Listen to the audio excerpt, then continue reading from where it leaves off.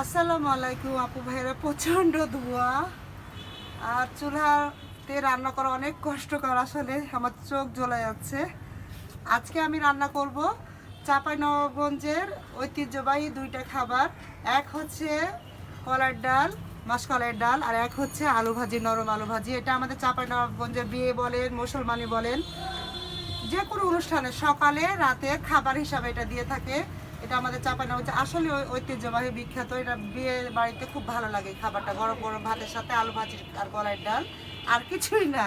এই দুইটাই খাবার দেয় সকালের নাস্তা, রাত নাস্তা হিসাবে। তো দেখতে থাকেন। এই যে প্রথমে আমি 2 হাঁড়িতে পানি বসিয়েছি। পানি ফুটলে আমি একটাতে মাসকলাইয়ের ডাল বসাবো আর একটাতে আমি আলু ভাজি বসাবো।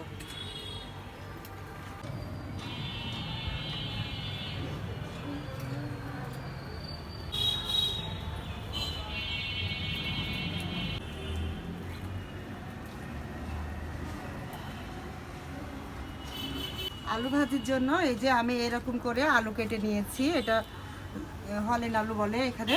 আর এই তো আলুটা আমি দিয়ে দিচ্ছি।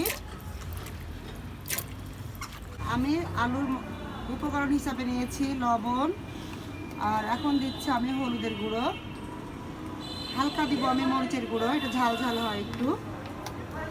আর এখন দিচ্ছি আমি জিরে গুঁড়ো,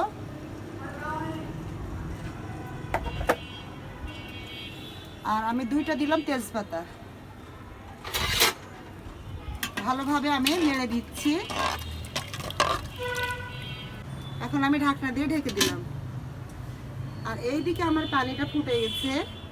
এটা আমি মাসকলাইয়ের ডাল বসাবো, ওই জন্য আমি তেজপাতা দিয়ে দিচ্ছি, কাঁচামরিচ দিয়ে দিলাম, আর গোল গোল আকৃতি করে আমি কাঁচা পেঁয়াজ কেটেছি দিয়ে দিলাম। এই তো হলুদ দিয়ে দিলাম। এখন আমি লবণ দিয়ে দিচ্ছি। এদিকে মাসকলাইয়ের ডালটা সুন্দর করে আমি ধুয়ে রেখেছি, দিয়ে দিব। এই যে এখন আমি ভালোভাবে নিয়ে নিব, আর এখন ঢাকনা দিয়ে ঢেকে দিচ্ছি।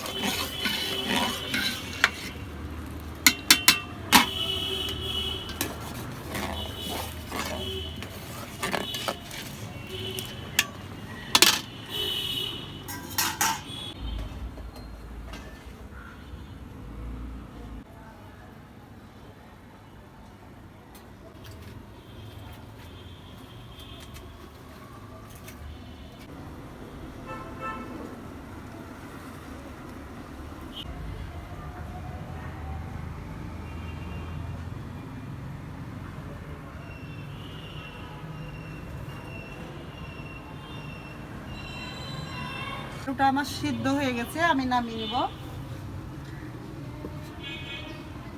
আর এই পাশেরটা ওই পাশে করে দিব। আমি এখন আলুর ভাজিটাকে বাগার দিয়ে নিব। আলু ভাজিটা একটু নরম নরম হবে, অন্যরকম ভাজি এটা।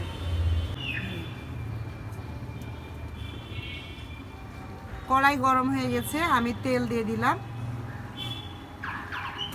কাঁচামরিচ, আর এই তো রসুনের পরিমাণটা বেশি দিচ্ছি। আর এখন দিচ্ছি আমি পেঁয়াজ কুচি। আমি কাঁচামরিচ, রসুন কুচি আর পেঁয়াজ কুচি দিলাম। এখন ফোড়ন ভেজে নিব। পেঁয়াজটা বাদামি হয়ে গেছে, এর মধ্যে একটু আদা বাটা, একটু রসুন বাটা দিয়ে দিচ্ছি, দিয়ে আমি মধ্যেখানে একটু ভেজে দিচ্ছি। আদা রসুন ভাজা হয়ে গেছে, এদিকে বেরেস্তাও ভাজা হয়ে গেছে ফোড়নে।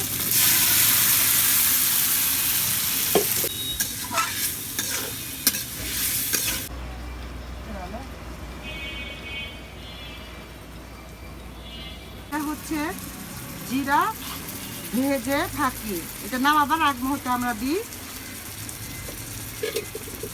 আর এই যে যখন এরকম রসলা পানি থাকবে তখন দিবেন, তাহলে ভিতরেটাতে ঘ্রাণ বের হবে। এই ভাজা মশলাটা দেওয়ার সাথে সাথে ভাজির কালারটা চেঞ্জ হয়ে গেছে। আর এই ভাজিটা হবে নরম নরম, একদম ভিতরটা একদম সফট হয় আর একটু জিলা টাইপের। আর দেখেন কালারটা খুব সুন্দর এসছে সেই ভাজা মশলা দেওয়ার সঙ্গে সঙ্গে। ভাজিটা হয়ে গেছে আমার, আমি নামিয়ে নিব। আর এই তো আমাদের চাপায় দিতে থাকি যে নামিয়ে নিলাম।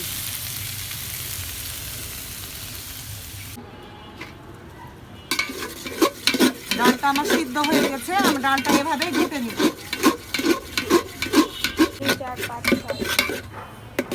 ডালটা আমার ঘুটা হয়ে গেছে, এখন আমি পানি দিয়ে দিব।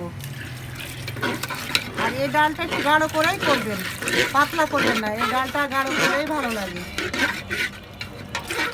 এই যে দেখেন আমি যেভাবে করেছি এভাবেই করবেন। আপনারা চাইলে প্রেসার কুকারও করতে পারবেন।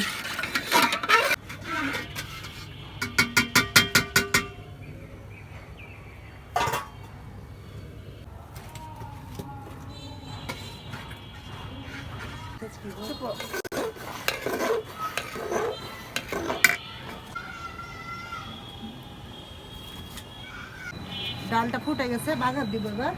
এখন আমি মাঝখানে ডালটা বাঘার দিব, ওই জন্য তেল দিয়ে দিচ্ছি কড়াইয়ে। কাঁচামরিচ, রসুন, পেঁয়াজ, মধ্যে এখন আদা বাটা, রসুন বাটা ভেজে দিব। ডালটা বাঘার দিয়ে দিব।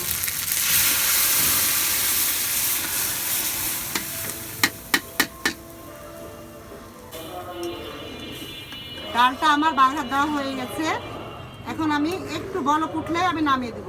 আর দেখেন ডালটা কত সুন্দর হয়েছে। এই ডালটা আপনি যখন প্রেসার কুকারে রান্না করবেন একরকম ভালো লাগবে, যখন আপনি এভাবে পাতিলে রান্না করবেন তখন একরকম ভালো লাগে। আর এই হলো আমাদের চাঁপাইনবাবগঞ্জের আলু ভাজি, আর এই হচ্ছে ডাল। এই দুইটা রান্না আমাদের যে কোনো বিয়ে বলেন, মুসলমানি বলেন, সাতখারি বলেন, আমাদের চাপাইয়ের মানুষ সকালে এবং রাতের খাবার হিসাবে এটা দিয়ে থাকে। তো আজকের ভিডিওটা এ পর্যন্ত। ভালো থাকেন, সুস্থ থাকেন, আল্লাহ হাফেজ।